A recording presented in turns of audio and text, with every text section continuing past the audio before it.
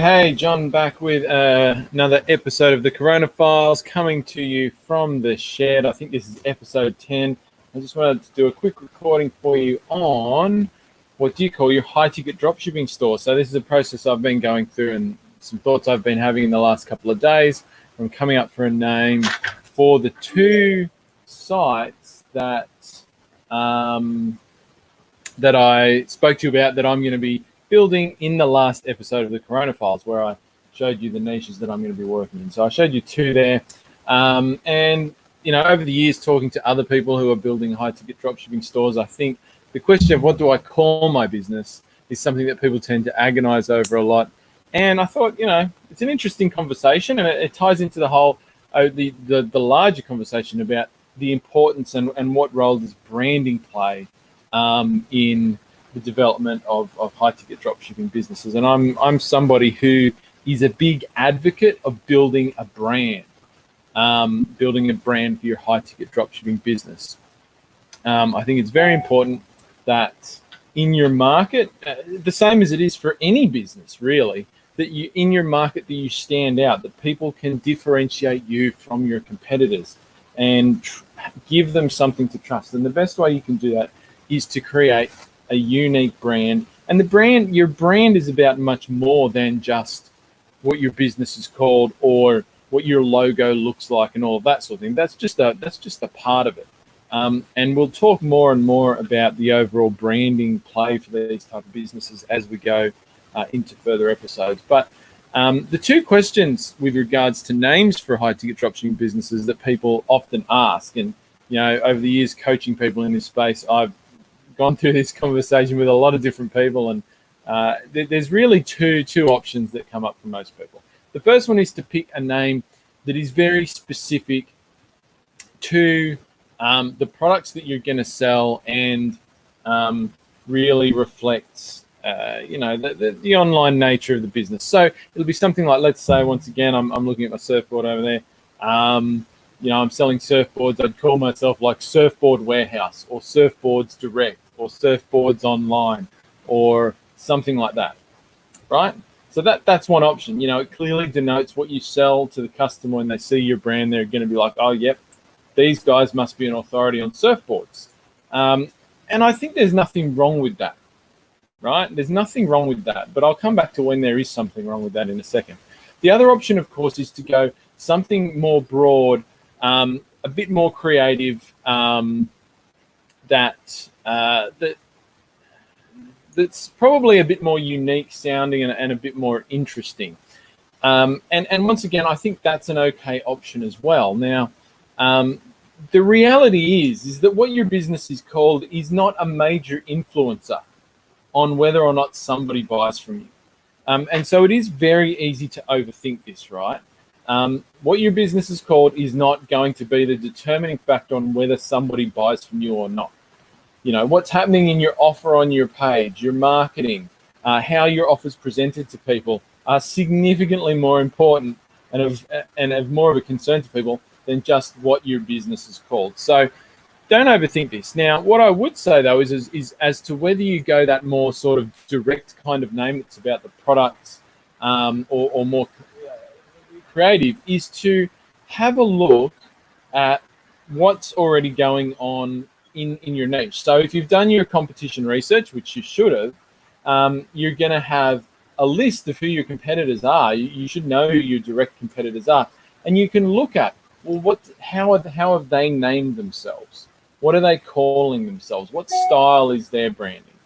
And the ideal thing is that you can present something that's significantly different or very unique within that market, so that the name of your business is going to stick more easily in your customer's mind, and they're going to be able to recall you more easily and associate that name with the great work that you do, the unique brand, the overall brand, which, as I said, is much more than just the name and the logo in that space. So if you look at your competition and you see that everybody's got a really product-specific type name, like, you know, Surfboards Direct, Surfboards Online, Surfboard Warehouse, the Surfboard Shop.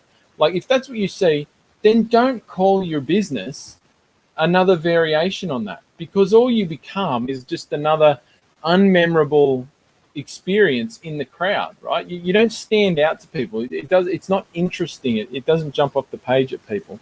And so in that instance, I'd go with a more sort of creative, off the wall kind of name that might still relate to the overall surfing niche, and might use some kind of maybe slang that surfers commonly use and things like that. So it's still relatable to the customer in that niche, but I'm not going to call myself in the same style that everybody else does.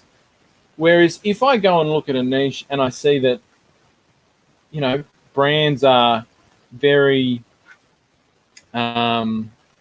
creatively named and they're not specific to the products they sell, then I might say, well, there's an opportunity for me to get in there with a name that is more product focused and is less off the wall and less creative.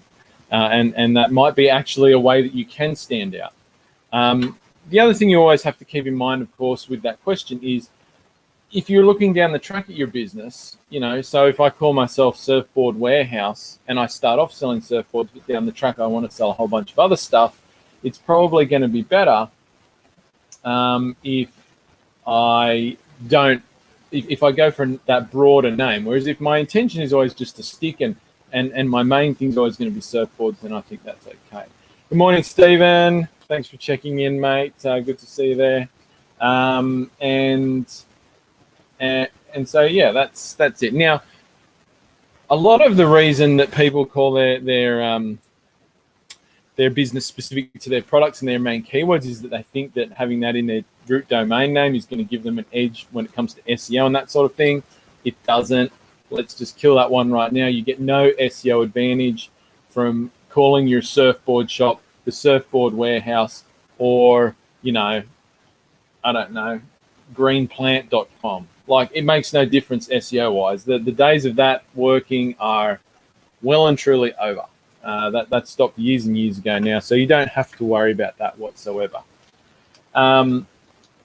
So that's basically the thought process that I go through with naming your business. Now, I tend to like going for more sort of broader type names myself, because I'm always thinking of growing my business bigger down the track, and I don't mind the idea of going for something that's quite unique and doesn't really necessarily sound directly related. It's a bit more creative. So what am I calling the two businesses that I talked about yesterday? I decided on some names for those, bought some domains, of course.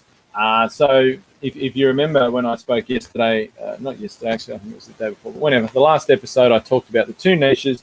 One was going to be a hybrid niche of caravan, RV accessories, camper trailer accessories, and boating accessories, which there's a particular market there that I'm targeting, people who are interested in a whole bunch of stuff, but are really into outdoor domestic travel in Australia, which is a big thing. It's a big market.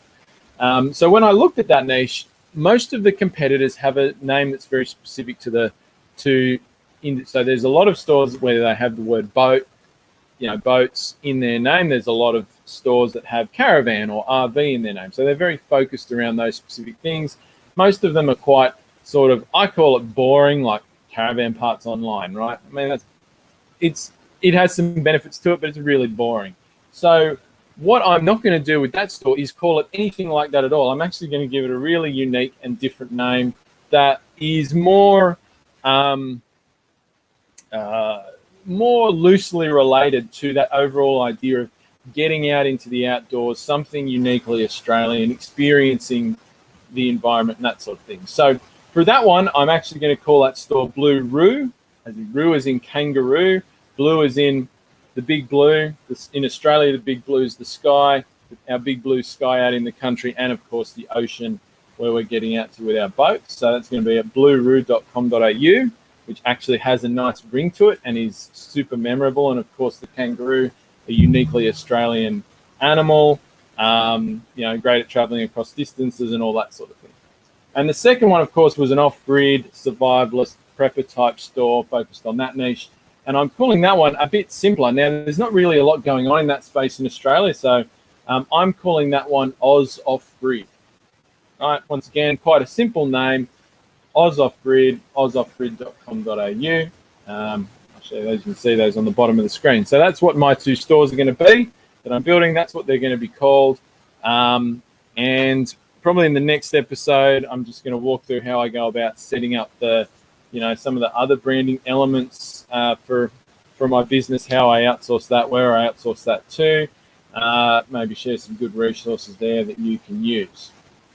So that's it today. Those are the 2 stores that you're going to see me build as you follow the Corona Files through. Of course, if you want to get access to any previous recordings and all future recordings, all you need to do is go to buildsellgrowrepeat.com/corona-files. And if you're watching live, you can see that going across the bottom of the screen right now. But if you're listening on audio, of course, that's the URL to go to. You can get free access to all of the recordings, plus a bunch of other stuff that I'm chucking in there. There'll be more freebies coming in there as I go through. So thanks for checking this out today. And of course, enjoy your weekend.